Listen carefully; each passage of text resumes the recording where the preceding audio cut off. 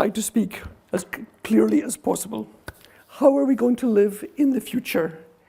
Here's an example from Sweden. Dancing tango. Who would imagine the Swedish people dancing tango on a spring evening? What a surprising way for the Vikings to behave. But actually they're becoming quite civilized. If you make a nice environment, and in the new area of Malmö, on a former industrial area, you will see the very diverse, the different colors, the different shapes, and the very small parts that make up ein Stück Stadt, a piece of city. And you'll be surprised how close the buildings are to each other.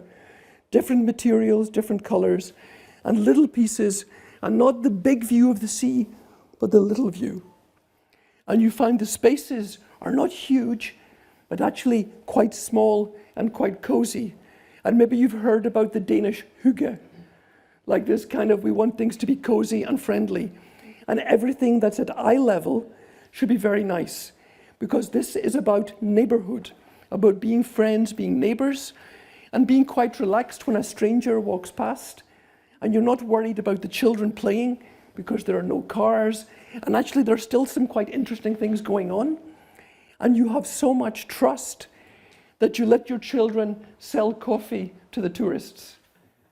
And this is very exciting, when you can do this, because when they come, juice and coffee, this is the adventure of life.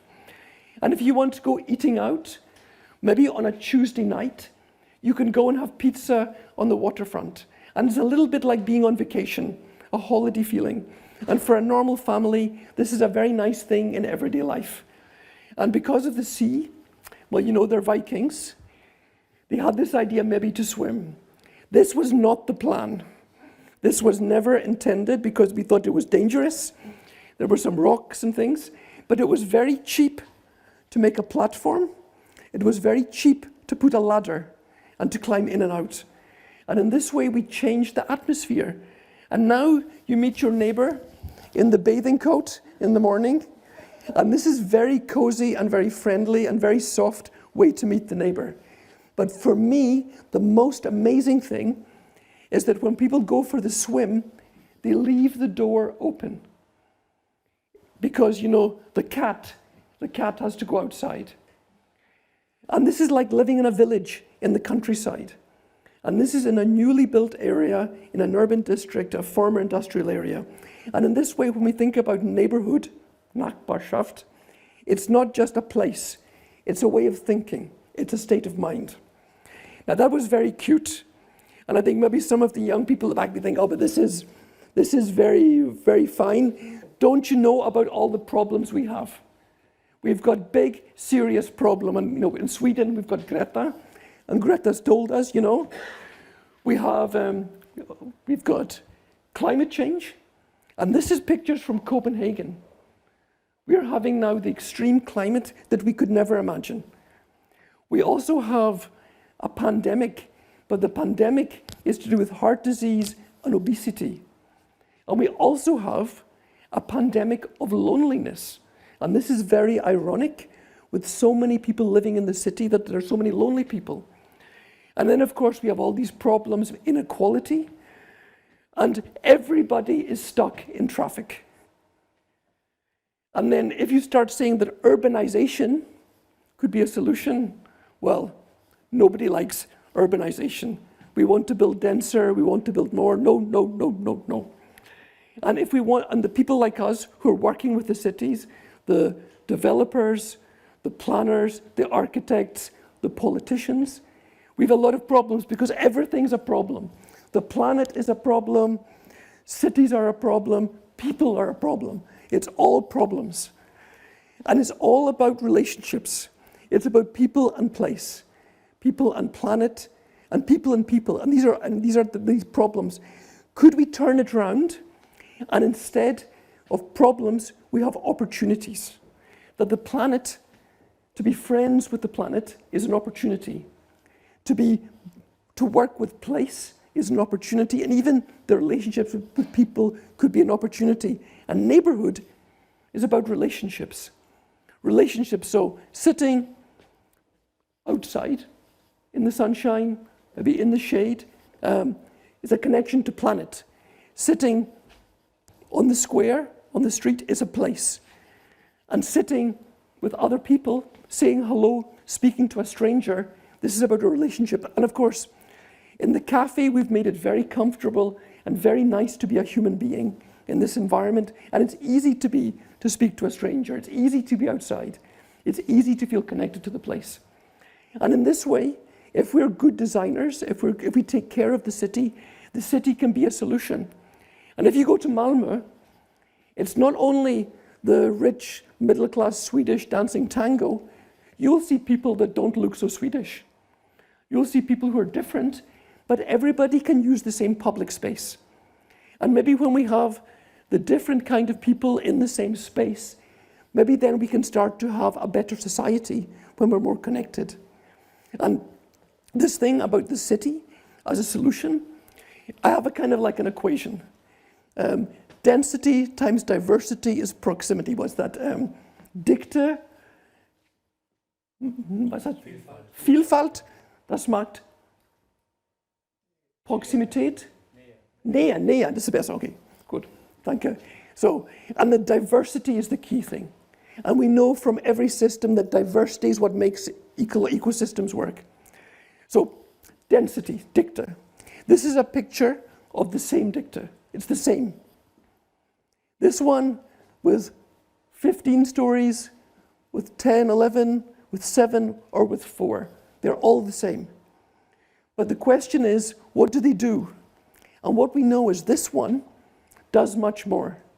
And that's what I would like to talk about for the soft city, that this scale is the same as the others, but this one does much more. And how we get from monotony to diversity, different kinds of spaces, where the street is different from the courtyard. The ground floor is different from the top. Very, very simple things. It sounds so simple, but we don't build cities like that. And this is the theory of the soft city. So now I think I've got 17 and a half minutes left. And so I want to talk about 3 subjects. And the first subject is about living locally. And this is a typical building in the city. And you can see on one side there's the street with the bus stop and the bakery. But on the back, there's the courtyard where the children are playing and hanging washing. And actually, city life, urban planning, is actually a very boring subject because it's about very boring, banal, everyday things. It's about waiting for the bus. It's about crossing the street. It's about children playing. It's about hanging washing.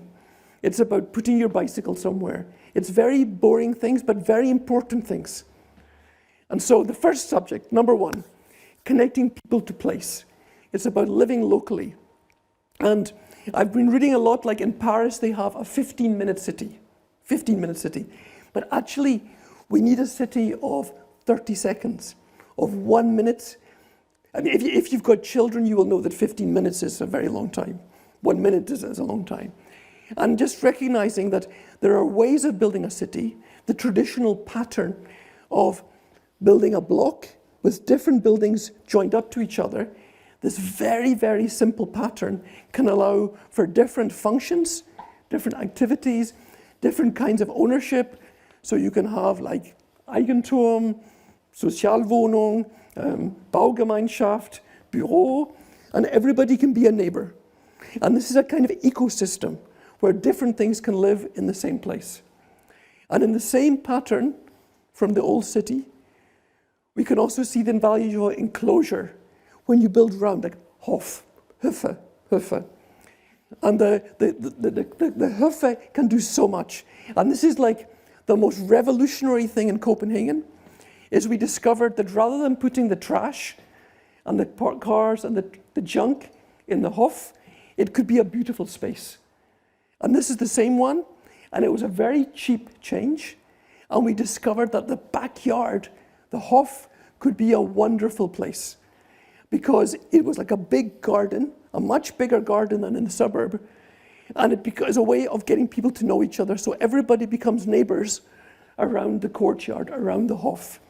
And if you're a family with children, this is magic because in 40 seconds, the children can be outside with many, many friends, so you don't need to organize it, you don't need to drive somewhere.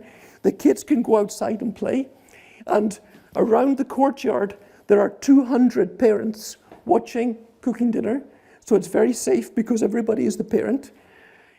Then you shout, Essen fertig. Then it takes more than 45 seconds to get them back. But that's a good thing. And so this is the big garden in the middle of the city. And it's kind of for free because it's just the way you arrange the buildings, you get the space for free.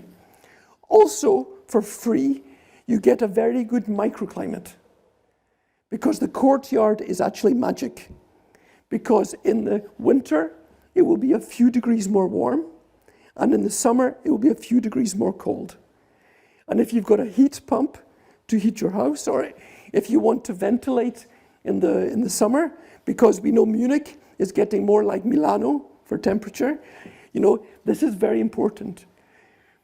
And also because of the nice microclimate, you can be outside more, things grow more because the microclimate's better. You also have a different acoustic environment because you don't hear the traffic.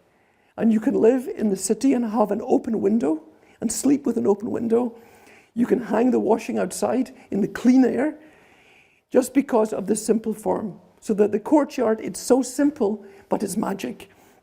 And that's why now in Scandinavia, every new project, we build courtyards.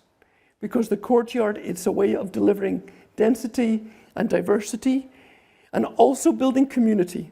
Because you can be neighbors with your you get to know your neighbors in the courtyard. And so that's a very, very simple thing. Next simple thing for living locally is layering. And I think later we'll be talking about layering because there's very good layering here in Gartenkvartier. Stacking, and I don't know the German words for this. Stacking is like pancakes, same thing. Stapeln, stapeln, stapeln. And layering, this is more subtle because we know the ground floor is different from the top. It's, here we've got a relationship inside, outside. Here is the sky, and that we do something different on every level. And again, this sounds so simple, but in new projects, we almost never do this. Just recognizing the ground floor, you can walk in and out, you can see, maybe you can put a basement. Then there's the middle, which is also quite nice. You can come outside and here you're safe. You can leave your property outside. And then at the top, you can have the penthouse. So it's just a very simple thing, but just thinking that make each floor a bit different. And what we've discovered, and this is is that the most amazing discovery we've made, is that the ground floor, everything at eye level, is the most valuable because there's so many things you can put on this ground level. And of course, it can be shops and things, but actually it can be public facilities like the dentist, or it could be art. But maybe the most interesting is to live on the ground floor. And if you work with property people, nobody wants the ground floor. It's the worst apartment, But if you change it, and if you put a front door on the post box, your own front door, a small garden, maybe 2 meters, 3 meters, maybe just 1 meter, the space, the ground floor apartment becomes like a little house. It's like having a little house in the city with your own door and your own garden. And we've now discovered in Scandinavia, people will pay 25% extra to live on the ground floor because they're connected to the outside and they have the feeling of a little house. And of course, when we build in this level, we've got, maybe 25% ground floor, which is more valuable. And because we've got so much roof, we've got 25% penthouse. So it means that amongst this layering, we've got very many different opportunities for living, nice ways to living. This one's here in France. So here we've got a layer of shops and restaurants, and we've got offices, and on the top, some houses, and just working with layers. And then you can do amazing things. This is a restaurant in Copenhagen where they put a garden, a vegetable garden on the roof, and you can eat the food made with the local vegetables. And so this is just making everything work a little bit harder. And so if we want to see what we've got, so we've got like the city, big city, and we've got the suburbs, There's something in the middle, what the Americans call the missing middle. This is a scale which kind of allows us to be closer together. We can have the bakery and we can have the bus stop. We can have the density, but still live at a human level. Theme number 1. Theme number 2 is about getting about. It's about mobility. Sakte Mobilität. Time is the most democratic thing, because it doesn't matter whether you're very rich or very poor, a good education, if you're the mayor or if you're the cleaner, everybody only has 24 hours. If you're lucky, you will get 8 hours sleep. If you're lucky, you will only work 8 hours. You know, some of us know this is a bit less, this can be a bit more. By the time you have your travel time, and the traveling to work, but also taking the kids to school, clubs, buy shopping, then you have to do the housework. How much time do you have left? Your time for learning French, for doing ceramics, for reading a novel, for spending time with your children, with your wife, with your husband. If we can reduce the travel time, we can give you more of your time. And this is the quality of life aspect, how we can redistribute the 24 hours so you get more time for you and your family. And so this is the 30 seconds, the 1 minute, the 3 minutes, the 5 minutes, and how we can connect building to movement and mobility. And very simple things, like it takes you 5 seconds to go into the shop to buy something from the pavement. It maybe takes 10 seconds to go from the street to the courtyard.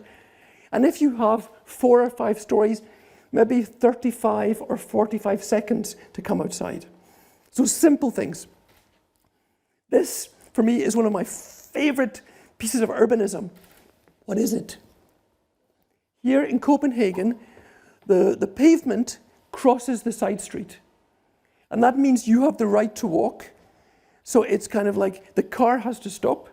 So the car must stop, and you have the right to walk. And this gives you a dignity as a pedestrian.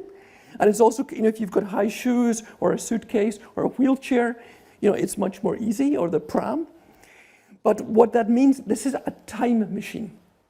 It's a time machine because it means that my 3-minute walk is now a 1-minute walk because I don't need to stop on every corner.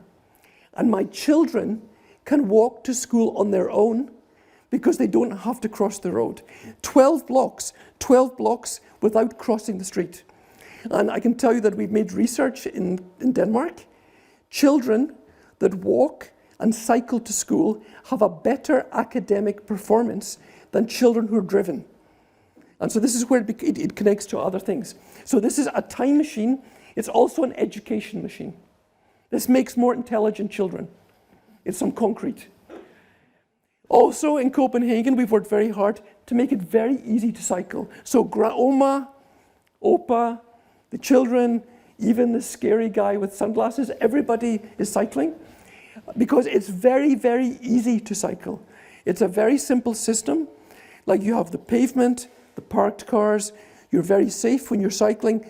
You don't feel threatened. Also because the parked cars are on the outside, so when you open the car door, that doesn't open onto the bike lane. And it's because it's a shame for the people driving cars. It's very hard, And in Copenhagen, there are like 5 parking spaces. So it's very hard to find a parking space. So it's very good that we separate the business of walking, the business of cycling, and parking. We keep them separate. And things go together because you see the bike at the bakery. And this is the Danish moment, the wienerbrød moment when you stop. Because when you're cycling, you can smell the coffee, you can smell the Danish pastry. And it's very easy to stop. It takes you 2 seconds to stop. And in 30 seconds, you can buy some bread. And this is important because we know, and we've researched in Melbourne and Edinburgh, in London and Copenhagen, that people on bicycles spend more than people on cars. And the shopkeeper doesn't understand this because they don't remember. Because once a week, somebody comes with the car and buys 3 bags. And the shopkeeper remembers this. The shopkeeper doesn't remember one bread, one milk, one bread, one milk. But together, the people obviously walking, but the people on bikes spend more often because they stop more spontaneously. So this is a connect, and so it's kind of like an ecosystem. Cars, walking, shopkeepers, and cycling, it all goes together. And even having the bike lane wide enough, we have something we call conversational cycling, because it should be wide enough so you can speak to your child, because you want to be able to cycle together. And so in Copenhagen, they cycle in the summer, they cycle in the winter, because it's convenient, and also finally about moving at eye level. Like just be able to have a beer, have a coffee, and in the last 5 seconds you decide, okay, now I get on the bus. It's very easy, you don't need to go underground or anything. And when you stay on the ground, you feel more safe when you're waiting for the bus. It's more convenient for the people with handicap. And as you move along at eye level, you're connected to everything around you. And of course, the tram or the bus is also a meeting place. So in this big conversations, we talk a lot about transport-oriented development. Oh, we have to build high buildings. We have to build a tower at the station. But if you do this, you only connect this tower with somewhere else. There's no life here. It's much more important that we think about how transportation connects people to the neighborhood. On the bus, on the bike, as you walk, starting in your apartment with the stair, how all of this connects together. And this is how we build ein Stück Stadt, a piece of life. Theme 2. Final theme about planet, climate change, living with the weather. Can we build our own weather? Can we actually there's so many things we can do if we're friends with the planet. And there are many traditional ways that we can build our own weather by protecting from the wind, shaping the roof. This is why, in the old days, they were not stupid when they built a house like this, because the rain came off it and the wind came over it. If you make a square house, the wind hits the side and comes down. So we can make our own weather. So here's the technology. This is Swedish technology. It's a wall. It's a stone wall which creates a windbreak so that you are protected from the wind. And that means in March or February, you can sit outside in the sun because you're protected from the wind. Where I live in Lund, they've understood this and they've made like a chaise longue so you can lie in the sunshine in the summer. But even in the winter, when there's snow, you can still be outside because the enclosed spaces of the city make a good microclimate. We can build our own weather. And of course now, I guess in Munich, it's becoming more like Milan, so maybe you need more shade. So there are lots of very simple systems we know that we can choose. Some people want to be in the sunshine, some people want a little bit shade, some people want a lot of shade. So you can choose the place you want to be. And very, very simple things which allow us to get protection, to ventilate, to make, you could say, microclimate, even nanoclimate, like a little climate of a balcony, allows us to make our own weather, protecting us from the rain. We can learn from Barcelona how to protect from the heat. And this is becoming more relevant now with the shutter where you can adjust it in many different ways. So we start with those things and also make spaces where we can enjoy the weather. The arcade on the street, the balcony, the bay window, the roof terrace, that we can enjoy being outside. And maybe the cheapest thing we could do now, this is Copenhagen, sticking a balcony on an old building. It's a very cheap change, but it radically changes the way you live. This is one from France, and it's like an extra suit of clothes. You can close it tightly, you can open it up, you can take it off. So it's a very flexible edge, which means that you can summer, winter, spring and autumn have a nice life inside, outside. It's very cheap and easy to put plants. And that's maybe the final thing to talk about is the green part of the city. These are the pictures from Copenhagen And this year in Germany, you've had very bad flooding. The solution in Copenhagen, there was a question. Do we want to spend millions and millions of euros building pipes under the city to take away the water 3 days a year, 4 days a year? It's a lot of money and you don't see it. In Copenhagen, instead, they built green space which could flood. Soft green space. So 3 days a year, you can collect the water in the green space. The rest of the year is green. And so all over the city, there are new spaces which can flood 3 or 4 days a year. But the rest of the year, it's something green. And this is in the existing quarter, where just by having these places, they can have an insurance policy against the flooding. They can have something more beautiful to look at, and also reduce the heat in the summer. And again, it's just some plants, a very, very cheap thing. And at the very end, what's this? I showed you the Swedish people dancing tango. This is Switzerland. This is Bern. Who would imagine the Swiss walking in the city in their swimming costume? But they're swimming in the river. And they've discovered that it's possible to swim in the river. And they've built some very simple technology, a step with a red handle, so you see it. And because of swimming in the river, it's very nice when it's 38 degrees and you can jump in the river. But people understand, like, okay, now, oh, swimming so early in June. Yeah, climate change is getting warm. Or, oh, but it's only 17 degrees, it's cold. Yeah, the glacier is melting. So this experience connects people to the big questions about climate change, because they understand how the weather affects something they do. So it becomes very relevant. And so this kind of river swimming now, we have it in Copenhagen too. So we put it all together and we try to kind of like think about density, diversity, maybe even delight. And around the world, we're seeing a new kind of city emerging. It's human scale. It's 3, 4, 5, 6 stories. It's connected to public transport. It's using simple technology to deal with climate change, balconies, shutters, opening up, closing in. It's variety, diversity. There's green space. There's the layering.